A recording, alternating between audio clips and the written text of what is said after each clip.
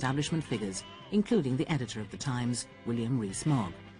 Mick Jagger, the Rolling Stones leader, sentenced to jail a month ago on drugs charges, is free.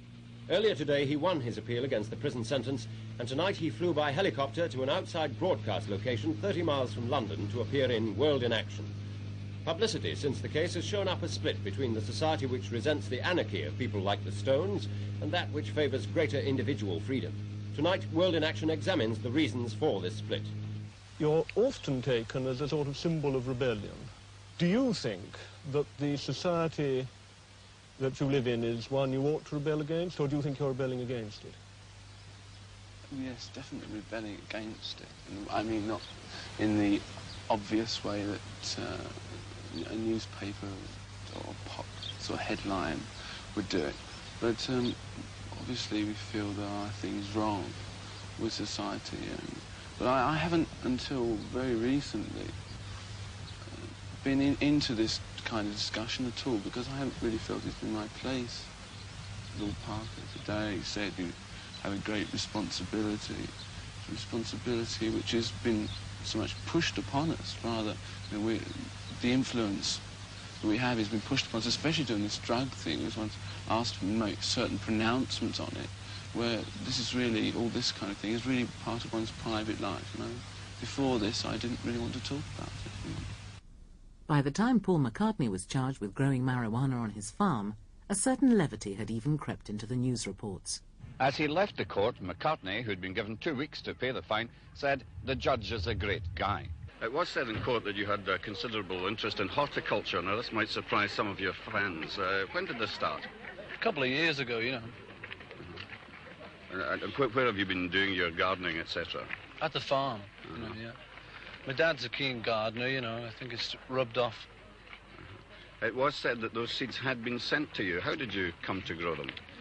Yeah, well, we got a load of seeds, you know, kind of in the post, and we didn't know what they were, you know. We kind of planted them all, and 5 of them came up illegal. This illegal drug was gradually influencing the mainstream by stealth. The image of the stoned hippie had entered popular culture. Thank you, said Dylan. Now, for my first number, I should like to give you my rendition of that old favourite. Now, what was it? I appear to have forgotten. Oh, dear. But the gramophone hadn't forgotten.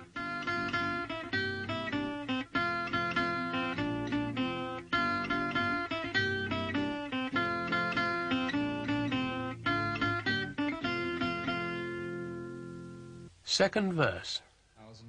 And they could sell it to television for $500,000. The American film director Dennis Hopper didn't have an easy ride in this interview, as he was taken to task for the film's graphic portrayal of dope-smoking youth. Yes, but smoking pot may be the scene of a small group in the States, and I'm sure that within those groups it is very prevalent, but not everybody accepts that this is here to stay, or is indeed that it is right that it should be here to stay. Well, yeah, but, I mean, these characters in this movie would smoke grass, and I think that, like, I would say that 80% of your high school students in the major cities in the United States have smoked grass. Marijuana is not habit forming, and the government reports in England, the government reports in the United States, Look magazine, Life magazine, I mean, it's becoming like a joke. I mean, it is less harmful for you than a cigarette. It is not addictive like a cigarette. It is certainly less harmful for you than alcohol. And the fact that it leads to harder drugs, which is the great cry of the bourgeois, it leads to harder drugs, is because a pusher, a dealer, can't make any profit really off grass. I mean, you can buy enough grass for $50 to last you for a year. Yes, but surely an awful lot of people who potentially might have liked the film are going to be alienated simply because the two characters are addicted to smoking grass. Well, then they should be, well, I mean, the film basically is about people who are narrow-minded, isn't it? I mean, we're killed by people who are narrow-minded. Perhaps even our characters themselves are narrow-minded in a strange way. So I just have to relate again to the government reports that this is indeed not a harmful drug. One such report was the Wootton Report, a royal commission chaired by the indomitable Baroness Wootton. I am quoting from the Regius Professor of Physic at Cambridge at the beginning of this century, very distinguished medical man. This drug is especially efficient in producing nightmares with hallucinations, which may be alarming in their intensity. Another peculiar quality of it is to produce a strange and extreme degree of physical depression. An hour or two after it has been taken, a grievous sinking may seize upon a sufferer, so that to speak is an effort. By miseries such as these, the best years of life may be spoilt. The drug is tea. That makes one a little cynical. Baroness Wootton was one of those fantastically intellectual, assertive women who were our heroines, heroes, really. A great exemplar of what a woman can do in power. The Labour government had asked Baroness Wootton and her committee to look into the subject of cannabis. The report was published and found that far from cannabis being a dangerous drug, the long-term consumption of cannabis in moderate doses has no harmful effects. They went on to recommend possession of a small amount of cannabis should not normally be regarded as a serious crime to be punished by imprisonment. But these modest recommendations fell on deaf ears. Middle England wasn't listening, and the breeze of moderation was lost in a gale of anti-drugs rhetoric. We have really got to come to terms with the fact that if we want a society which has any cohesiveness at all, it must be a society which is prepared to take stands on issues like drug taking, and not suggest that because so many people do it, then we can't have a law to stop it. If everybody started thieving, I suppose we're suggesting that we oughtn't to have a law to stop them thieving. This is not the answer. The answer is if there were more people who were prepared to honestly stand up and say, it may not sound desperately swinging, but I'm against it. I don't believe it's a good thing. It's interesting if you look at all the social legislation of the 1960s, which includes the liberalising of the laws on gambling, on censorship, minority rights, women's rights, even abolished hanging in the 60s. The only area of social policy where laws were tightened up was drugs. Home Secretary Jim Callaghan ignored the recommendations of the Wootton report. I am not ready to take risks with permissiveness when so little is still known.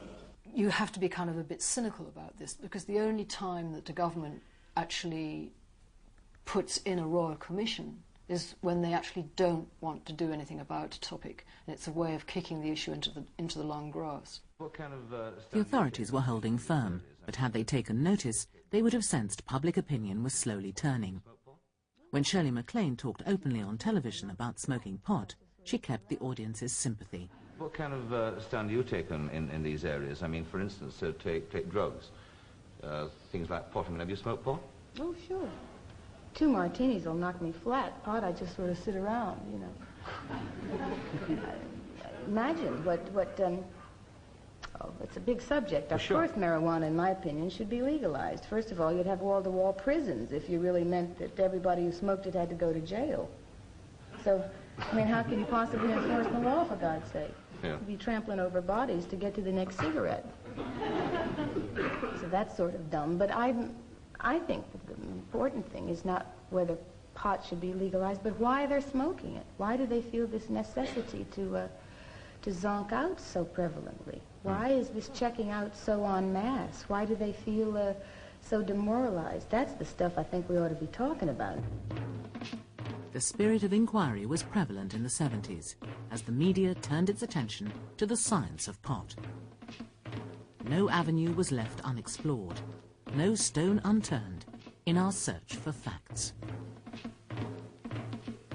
A lot is known about alcohol as a social drug, but there are as many differing and contradictory opinions about cannabis as there are names for it. Hemp, marijuana, pot, keef, grass, tea, hashish. Now, we're going to see some scientific evidence about, 1, what sort of measurable effects does it have, and 2, is it likely to lead on to more dangerous drugs? Inhale. Keep going. Keep inhaling. Come on. We watched as scientists got their subjects high, then put them through a series of experiments designed to further our understanding of the effect of cannabis on our bodies and our nervous systems. We saw driving tests. Bad left-hand men coming up, going into third gear. This subject is driving quite efficiently and carefully, but he is in fact high. Tests of skill and memory.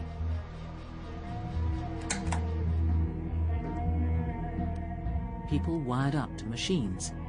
The subject's brain waves are measured. It's a particularly sensitive way of charting any withdrawal symptoms. And we heard expert testimony. Since doing our study and in having the opportunity to read the work of more current researchers, I've come to the conclusion that it's probably not a safe drug. I fear particularly the effect it might have on a developing fetus. I think you've probably got to look beyond the science with drugs and with cannabis in particular, because, like I said, I mean, you can look back to reports in the 19th century to see that the drug wasn't regarded as that much of a problem.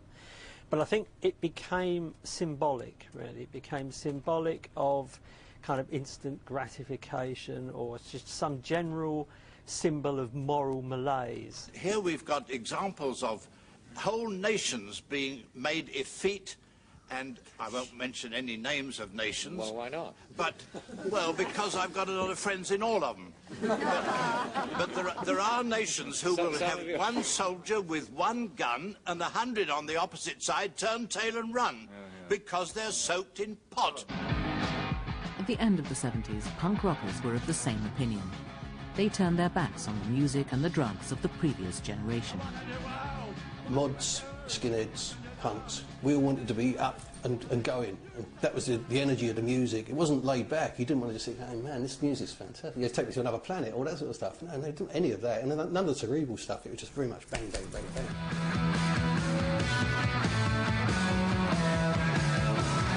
Punks wanted to be absolutely anti-hippie. They, first of all, didn't want to be dozy and idiots and smoky and dopey and smoke pot. But coincidentally, the music that they loved was the political rebel rock of reggae.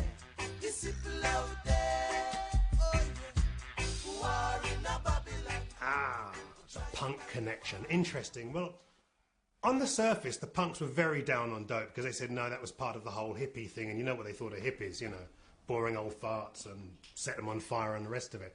Truth of the matter is, down at the Roxy, it smelled like a ganja camp. And I know this for a fact. I'll tell you what was interesting is the punks couldn't roll their own spliffs.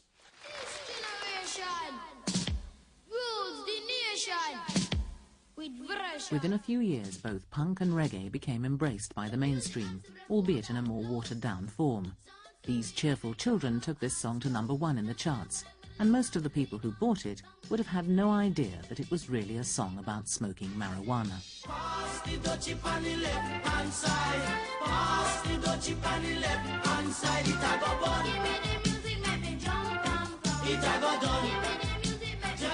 In May 1979, the Conservatives swept to power on a libertarian ticket of a free market and choice for all. Good afternoon, Prime Minister.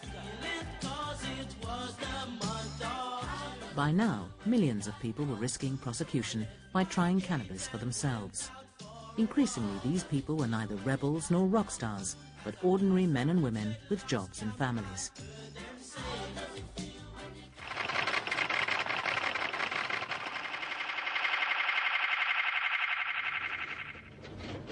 At the end of that year, the Legalise Cannabis campaign persuaded the BBC's Open Door unit to help them make a programme. This is a reconstruction of a police raid for cannabis. It attempted to dispel the myth that cannabis users were in any way abnormal. There are literally millions of cannabis smokers in this country. Why do they choose to do it? I find it preferable to alcohol or even tobacco. I think generally just the feeling of well-being. It's just something I enjoy. It sharpens your senses in a way. It makes you more appreciative of music and things like this, even art. There have now been 18 major government... One of the presenters was Andy Cornwell. In those early days, people were jailed for simple possession, doors would get kicked in, police officers would scrape fingernails out to get minute amounts of cannabis to secure a conviction. No big thing, But they take a The black man, programme highlighted the stories of people who'd been sent to prison for possessing the drug. and then they charge him with that, they charge him with something else, something else, something else, and they just destroy that person, you know. If you think the cannabis laws